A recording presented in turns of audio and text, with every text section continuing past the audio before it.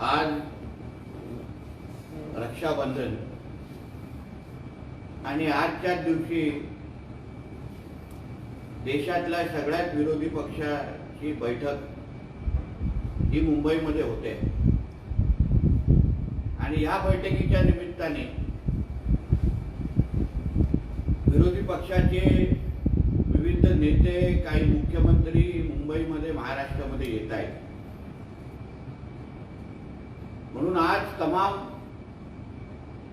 महाराष्ट्रातल्या माझ्या हिंदू माता भगिनींच्या वतीने मी महाविकास आघाडीचे जे नेते मंडळी आहेत, जे ह्या बैठकीचं यजमानपद स्वीकारणार आहेत, प्रामुख्याने उद्धवजी ठाकरे, पवार साहेब, या लोकांना महाराष्ट्रातल्या तमाम हिंदू भगिनींकडून, माता भगिनींकडून मी विनंती करणार आहे, आवाहन करणार आहे की या बैठकीला ज्या पश्चिम बंगालच्या मुख्यमंत्री ममता बॅनर्जी येत आहेत, राहुल गांधीजी काँग्रेसचे नेते येत आहेत, ह्या नेत्यांना तुम्ही या बैठकीमध्ये त्यांच्या राज्यामध्ये त्यांच्या सरकारच्या माध्यमातून, त्यांच्या पक्षाच्या माध्यमातून ज्या मोठ्या प्रमाणामध्ये हिंदू माता भगिनींना वर लव जिहादच्या ज्या केसेस होत आहेत, हिंदूंना धर्मांतर करण्याचे जे मोठ्या प्रमाणामध्ये मोहीम सुरू आहे, पश्चिम बंगालमध्ये रोहिंग्या आणि बांगलादेशी मुसलमानांचे जे लाड सुरू आहे, हिंदू हृदय सम्राट बाळासाहेब ठाकरे हे कधीच स्वकीय मुसलमानांच्या विरोधात नव्हते। त्यांनी नेहमी राष्ट्रवादी मुसलमानांची बाजू घेतलेली होती। पण बाळासाहेबांनी मुंबईतला असेल, महाराष्ट्रातला असेल, जे रोहिंग्या आणि बांगलादेशी मुसलमान आहेत त्यांना इथून हकलवा अशी नेहमीच भूमिका घेतली आणि शेवटपर्यंत ती भूमिकेवर ते ठाम राहील। या ममता बॅनर्जी आज आपल्या मुंबईमध्ये पाऊल टाकतायत, त्यांच्या पश्चिम बंगालमध्ये जे काय लाड या बांगलादेशी आणि रोहिंग्याचे सुरू आहेत, गेल्या काही वर्षापासून पश्चिम बंगालमध्ये राहणारा हिंदू समाज, त्याच्यावर जे हल्ले सुरू आहेत, धर्मांतर मोठ्या प्रमाणामध्ये सुरू आहे, या सगळ्या बाबतीमध्ये जाब विचारण्याचं काम यजमान म्हणून उद्धवजी ठाकरे करणार का? हिंदू माता भगिनींना न्याय देणार का? मी बाळासाहेब ठाकरेंचा मुलगा हे जे धडकावून सांगतात, बाळासाहेब ठाकरे हे माझे बाप आहेत आणि माझ्या बापाला चोरलं, हे जे वारंवार जे सगळ्या सभेमध्ये ओरडून ओरडून सांगणारे उद्धवजी ठाकरे, ते त्यांच्या वडिलांची जी भूमिका रोहिंग्या आणि बांगलादेशींबद्दलची होती, ती ममता बॅनर्जींना सांगण्याची हिम्मत करणार का? हा प्रश्न मला आजच्या निमित्ताने त्यांना विचारायचा आहे। कारण का इंडिया बैठकीमध्ये जेवढे पक्ष येत आहेत, राहुल गांधीजींचा कर्नाटकमध्ये सरकार आहे आणि कर्नाटकचं सरकार आल्यापासून तिथेही धर्मांतर विरोधी कायदा रद्द करण्याची हालचाली सुरू झाली आहे। पाकिस्तान जिंदाबादचे नारे ऐकायला मिळत आहेत। तर तशीच परिस्थिती बिहारमध्ये आहे। मग आज रक्षाबंधनच्या निमित्ताने या सगळ्याच हिंदू माता भगिनींना यजमान स्वीकारलेले उद्धवजी ठाकरे, पवार साहेब, काँग्रेसचे अन्य नेते महाराष्ट्रातल्या हिंदू माता भगिनींच्या माध्यमातून किंवा त्यांचे प्रतिनिधी बनून या सगळ्या नेत्यांना जे जे त्यांच्या राज्यामध्ये हिंदूंवर हल्ले करतायत त्यांना जाब विचारण्याचं काम करणार का, हा प्रश्न मला आजच्या निमित्ताने त्यांना विचारायचा आहे। सकाळी संजय राजाराम राऊतने जो नीति आयोगच्या संदर्भात एक जो निर्णय केला गेला, त्या निर्णयाचं खरं म्हणलं तर स्वागत करायला हवं की नीति आयोग आता मुंबईच्या विकासावर हातभार लावणार आहे आणि त्याच्यावर पण यांनी टीका करण्याचं काम केलं। वर्षानुवर्ष यांची जी जुनी टेप रेकॉर्डर सुरू आहे, मुंबई महाराष्ट्रातून तोडणार, ते काय आतापर्यंत होऊ शकलं नाही। मोदी आणि शहांकडून मुंबई वाचवा, अहो सन्मान्य मोदी साहेब, सन्मान्य अमित शहाजी नसते तर मुंबई या ठाकरे प्रायव्हेट लिमिटेड कंपनीने कधीच विकून खाल्ली असती। जे भ्रष्टाचाराचे आरोप, ज्या चौकशा सुरू आहेत, त्याच्यामध्ये कोणाचंच आडनाव मोदी किंवा शहा नाहीये। त्याच्यामध्ये संजय राजाराम राऊतचे पार्टनर आहेत, उद्धव ठाकरेचे नातेवाईक आहेत, आदित्य ठाकरेचे नात्याचे मित्र परिवार आहेत। मग नेमकं मुंबईला लुटलं कोणी?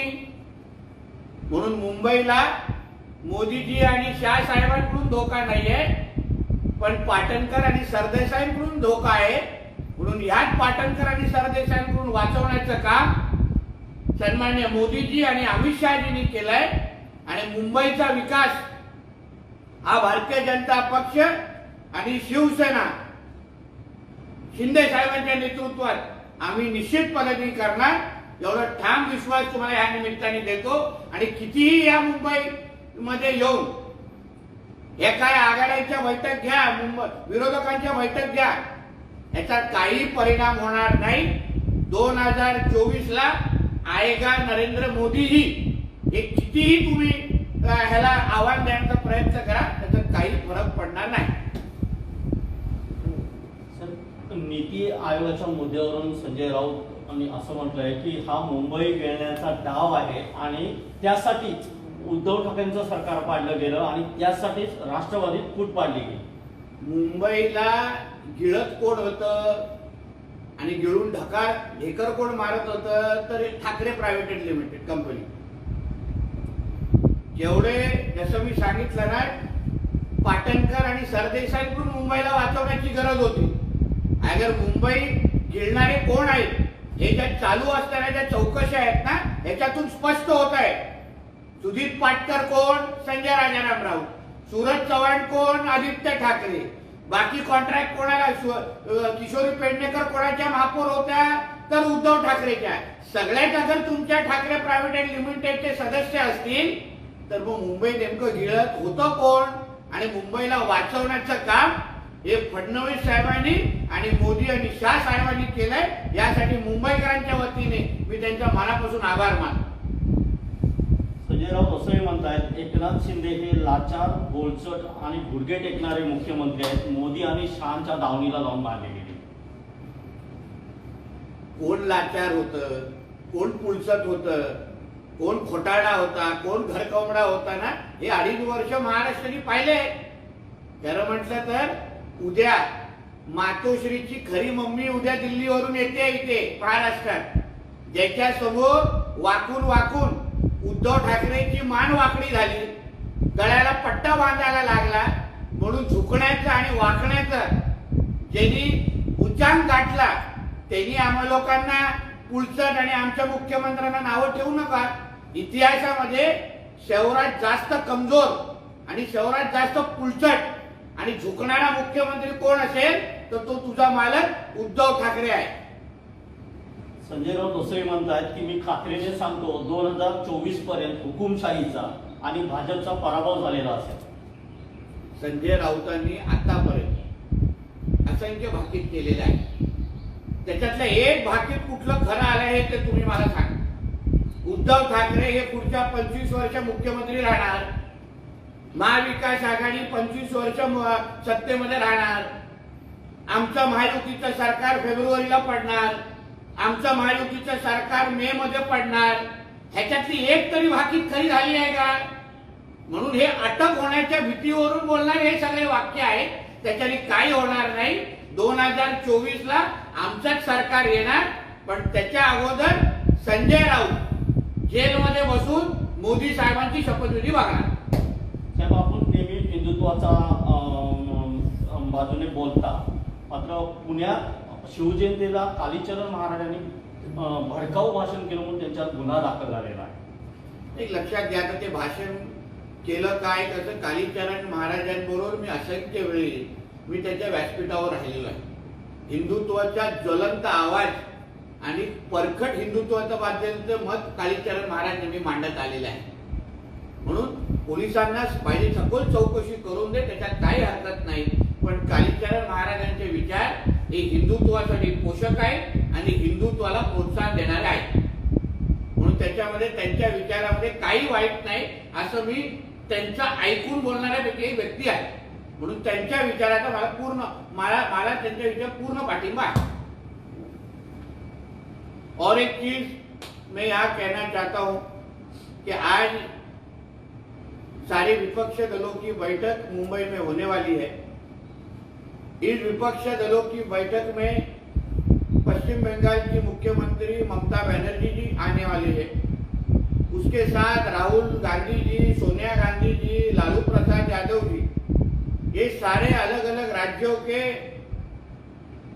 मुख्यमंत्री और उनके सारे लोग नेता आने वाले हैं.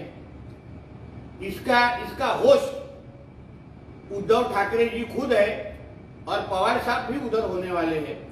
तो इसलिए महाराष्ट्र के सभी हिंदू बहनों के तरफ से, आज रक्षाबंधन का त्योहार है, इसलिए सभी हिंदू बहनों के तरफ से मैं उद्धव जी को याद दिलाना चाहता हूं, एहसास दिलाना चाहता हूं कि वो बाला साहब ठाकरे जी के पुत्र हैं. वो खुद भी बार बार बोलते हैं कि हाँ, मैं बाला साहब ठाकरे जी का बेटा हूं, इसलिए शिवसेना मेरी है. तो इसलिए आप सच्ची में अगर बाला साहब ठाकरे जी के बेटे होंगे तो जिस बाला साहब ठाकरे जी ने हमेशा रोहिंग्या बांग्लादेशियों के खिलाफ एक भूमिका ली, रोहिंग्या और बांग्लादेशियों को मुंबई से निकाल दो, उनको यहां से खाली करो, इस तरीके की भूमिका जो हमेशा हमारे बाला साहब ने ली. और जिस पश्चिम बंगाल की मुख्यमंत्री आज रक्षाबंधन के दिन हमारे मुंबई में आ रही है, कदम रख रही है, उनके पश्चिम बंगाल में हिंदुओं को मारा जाता है, हिंदू बहनों का बड़े पैमाने पे लव जिहाद के केसेस है, उनका धर्मांतर किया जाता है. उनके पश्चिम बंगाल में बड़े पैमाने पे बांग्लादेशी और रोहिंग्या मुसलमानों को बड़ा किया जाता है, उनको ताकत दी जाती है.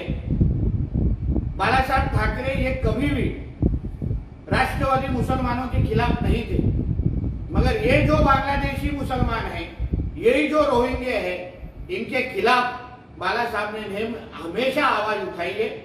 इसलिए मैं उद्धव जी को पूछना चाहता हूं कि आप में अगर सच्ची में बाला साहब ठाकरे जी का खून होगा, आप सच्ची में अगर उनका नाम लगाने की हिम्मत करते हैं, तो आप आज के मीटिंग में, इंडिया के मीटिंग में, आप पश्चिम बंगाल के मुख्यमंत्री ममता बनर्जी को पूछने की हिम्मत आपने दिखानी चाहिए कि आपके यहाँ जो हिंदू बहनों के ऊपर जो धर्मांतर किया जाता है, लव जिहाद के केसेस है, आपके पश्चिम बंगाल में जो बांग्लादेश और रोहिंग्या मुसलमानों को जो ताकत दी जाती है, सारे अधिकार दिए जाते हैं, उनके खिलाफ भूमिका लेने के लिए आप उद्धव ठाकरे ममता बनर्जी को कहेंगे क्या, इतनी हिम्मत दिखाएंगे क्या?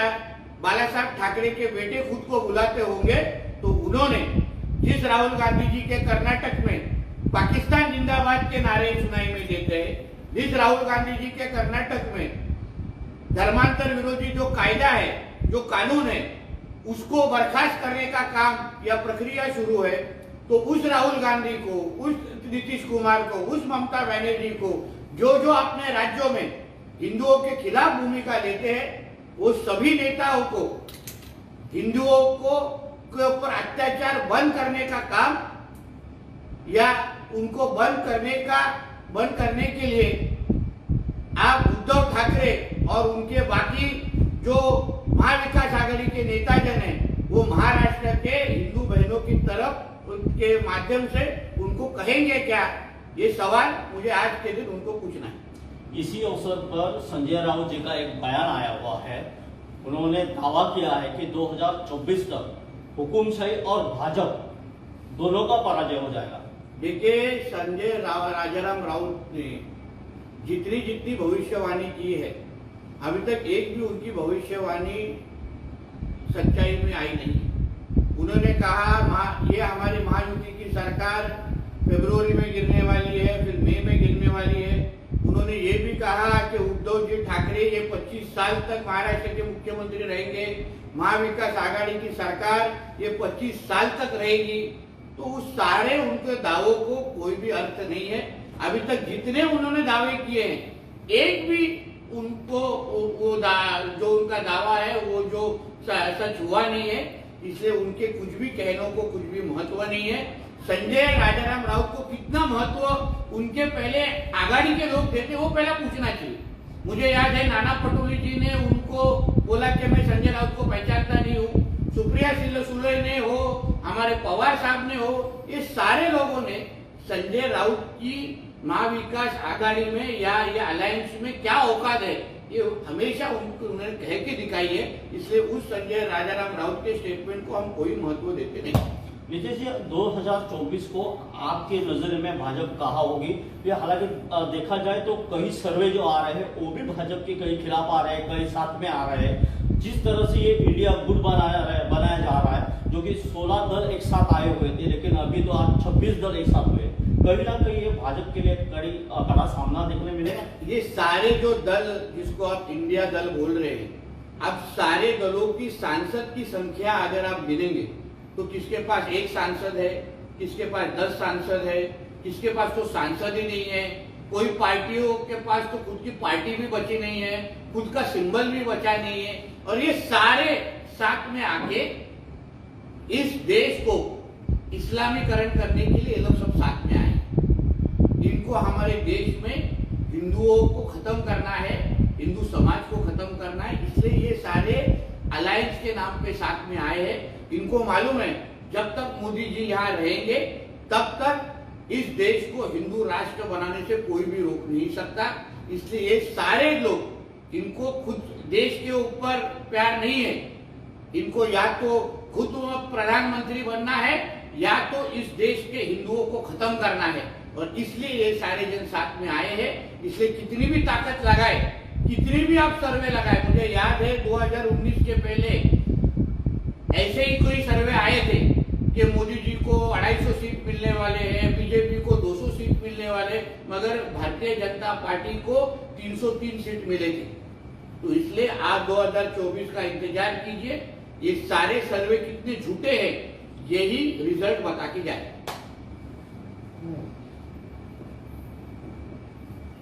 तो सुनील राऊत ने एक कुठला तरी दावा आज केलाय की मला 100 कोटीची ऑफर आहे। संजय राजाराम राऊत बोलतो की मला पण प्रवेशासाठी दिल्लीतून फोन आहे। कदाचित सुनील राऊतांनी काही शून्य जास्त लावले असतील असं मला वाटतं की त्याला कोण 100 रुपये पण यासाठी देणार नाही। तर 100 कोटी तर फार लांबची गोष्ट आहे। आणि मी एक तुम्हाला खात्रीला एक सांगतो, मला एक काही माहिती तेव्हाच मिळालेली, जेव्हा संजय राजाराम राऊत जेलमध्ये होते तेव्हा हाच सुनील राऊत अमित शहाजींच्या घराच्या बाहेर 4 तास, दिल्लीच्या घराच्या बाहेर 4 तास जाऊन थांबलेला, भाजपच्या मुख्यालयाच्या बाहेर 4 तास जाऊन थांबलेला की काही करा, आम्हाला भाजपमध्ये आम्ही यायला तयार आहे, पण माझ्या भावाला बाहेर काढा। म्हणून हे राजाराम राऊतचे दोन्ही मुलं हे किती मोठे खोटारडे आहेत ना। हे उमेश शिंदेच्या त्या संरक्षणाच्या प्रकरणावरून आपल्याला माहिती आहे, जेव्हा खोट्या धमक्या देऊन स्वतःला संरक्षण वाढवण्याचा प्रयत्न केला, म्हणून कोणाला 100 करोड काय 100 रुपयाची ह्याला ऑफर नाहीये। यापेक्षा हा संजय राऊत आतमध्ये असताना सुनील राऊत अमित शहाजींच्या दिल्लीच्या घराच्या बाहेर थांबला होता की नाही, याचं उत्तर सुनील राऊतने द्यावं की मला काही करा पण भाजपमध्ये घ्या। पण आमच्या पक्षश्रेष्ठीने स्पष्ट भूमिका घेतलाय की हा कचरा आमच्या पक्षामध्ये नको। म्हणून संजय राजाराम राऊत असो, सुनील राऊत असो, यांना कधीही भारतीय जनता पार्टी पक्षामध्ये घेणार नाही। लोकशाही मराठी ऐका, पहा, जागरूक रहा.